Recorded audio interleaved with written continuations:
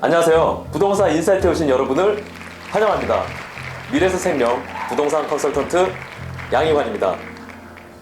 작년 통계청자율에 따르면 폐업한 자영업자는 5년 만에 최고치를 달성했으며 2004년 이후 개업점포 생존율은 평균 19%로 수많은 자영업자들이 폐업하고 있는 상황입니다. 이처럼 폐업한 점포의 공통점은 무엇일까요? 상권 분석을 통한 입지 선정 분석이 미비했다는 점입니다. 점포 창업 시 가장 중요한 요소는 무엇일까요? 입지 선정입니다. 좋은 입지를 갖춘 점포를 선정해 점포의 기대 수익, 투자 금액 등을 대입하여 가장 좋은 수익 모델을 만들어내는 것이 중요합니다. 시장 조사를 통해 상권 분석, 권리 분석, 수익 분석 등을 진행해야 합니다. 점포를 선정할 때 7단계가 필요한데요. 첫 번째, 물건 정보 수집. 두 번째, 후보 물건 조사. 세 번째, 입지 조사. 네 번째, 상권 조사 및 분석. 다섯 번째, 사업 타당성 분석. 여섯 번째, 협의 과정. 일곱 번째, 최종적으로 점포를 창업하게 됩니다. 점포 창업은 각오만으로 성공할 수 있는 것이 절대 아닙니다. 성공 요소들을 충족시켰을 때 성공할 수 있습니다. 점포 창업 성공 키워드는 자본, 아이템, 입지, 시스템, 마인드 5가지로 요약되는데요. 첫 번째는 자본입니다. 창업 자본과 수익률에 대한 고려가 필수적인데요. 투자 가능 예산 범위에서 최고의 수익률을 낼 수 있는 상권에 점포를 창업하는 것이 중요합니다. 두 번째는 아이템입니다. 업계에서 살아남기 위해서는 특색 있는 아이템을 보유한 업종인지 조사해야 하며 상품 개선을 위해 꾸준히 노력해야 합니다. 아이템 선택 시에는 장기간 영업 중인 브랜드를 통해 노하우와 트렌드를 파악해야 합니다. 세 번째는 입지입니다. 먼저 상권을 결정할 때는 창업 업종과 잘 부합되는 상권인지 검토 후 입점해야 합니다. 입지 분석은 개별 점포의 성패를 결정지으며 상권 분석은 상권 전체의 성세 여부를 파악하는데 필수적입니다. 네 번째, 시스템입니다. 예비 가맹 점주의 경우 본사 물류 시스템과 각종 운영 시스템 등을 고려하고 인력 시스템 점검도 필수적입니다. 다섯 번째, 마인드입니다. 내가 하면 망하지 않는다는 근거 없는 자신감은 절대 금물입니다.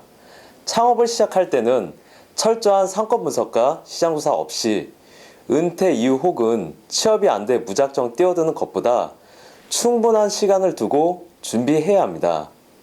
입지 선정이 점포 창업 시 가장 큰 핵심 요소이나 창업자의 입장에서 입지 평가는 경험과 느낌에 의존하는 경향이 있습니다.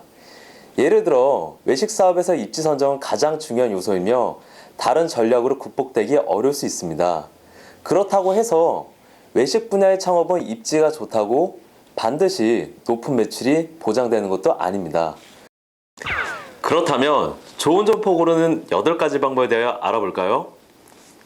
첫째, 유동인구가 많은 곳에 출점해야 합니다. 역세권, 대학가, 도심 등 유동인구가 많은 지역은 대형 상업시설이 입점하면 직계 효과가 있어 상권이 활성화되죠. 이러한 우수한 상권에서는 어떠한 업종이라도 영업이 잘 되지만 임대 조건과 권리금을 고려해 출점해야 할 것입니다. 둘째, 접근성이 우수한 곳을 택해야 합니다. 점포는 방문객들이 쉽게 찾아올 수 있는 장소에 입지해야 합니다. 이것을 접근성이라고 하는데요. 고객들은 특정한 물건이 아니라면 접근하기 편한 곳을 이용을 합니다. 접근성에 영향을 주는 요소로는 예를 들면 대중교통 여부, 횡단보도 위치, 점포 출입구 위치, 주차 가능 여부 등이 있습니다. 셋째, 주변에 편의시설이 위치해야 합니다. 입지가 좋고 나쁜 것은 결국은 손님에 의해 판가름이 나지요. 손님이 쉽게 찾아가고 편안하게 올 수 있는지 여부가 중요합니다. 고객들도 그러한 점포로 발길을 돌리기 마련인데요. 특히 은행이나 SPay 브랜드, 대형 유통시설 등이 있는 곳은 고객들이 접근하기가 쉽습니다. 넷째, 특수상권은 유동인구가 확보돼 안정적입니다. 백화점, 대형마트, 극장가, 아울렛 지역의 점포 입점은 유동인구가 확보돼 있어 유리합니다.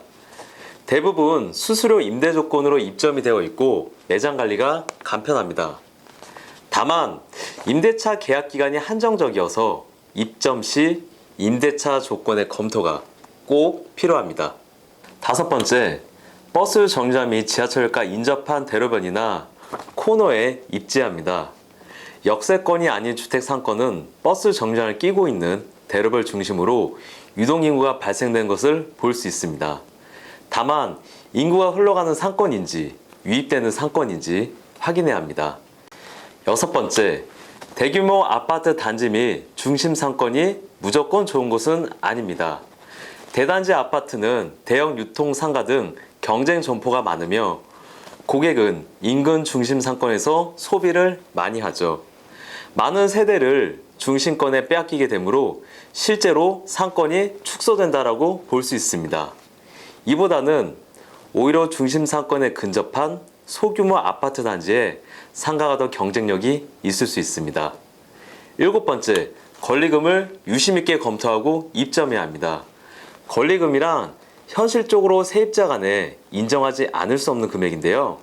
이처럼 권리금은 1년 동안 순수익의 합의라는 점에서 매출에 따라 권리금이 형성됩니다. 예비 창업자들은 권리금 부담 때문에 점포를 놓치고 후회하는 경우도 종종 있으며 점포 매매 시 높은 권리금으로 매매가 쉽지 않은 경우도 있습니다. 마지막으로 업종이나 임차인이 빈번하게 변경되는 것은 꼭 경계해야 합니다. 업종이 자주 바뀐다는 것은 영업이 어렵다는 의미가 크죠. 영업을 하다 보면 불가피한 사유로 영업을 할 수 없는 경우가 가끔 생깁니다. 하지만 그런 일은 많지 않고 임차인 변동이 빈번한 점포는 경계해야 할 것입니다. 예비 창업자분들은 8가지 사항을 토대로 출점 전략을 세우신다면 성공적이며 안정적인 창업이 가능하시라 믿습니다. 그럼 지금까지 영상을 시청해 주셔서 감사합니다.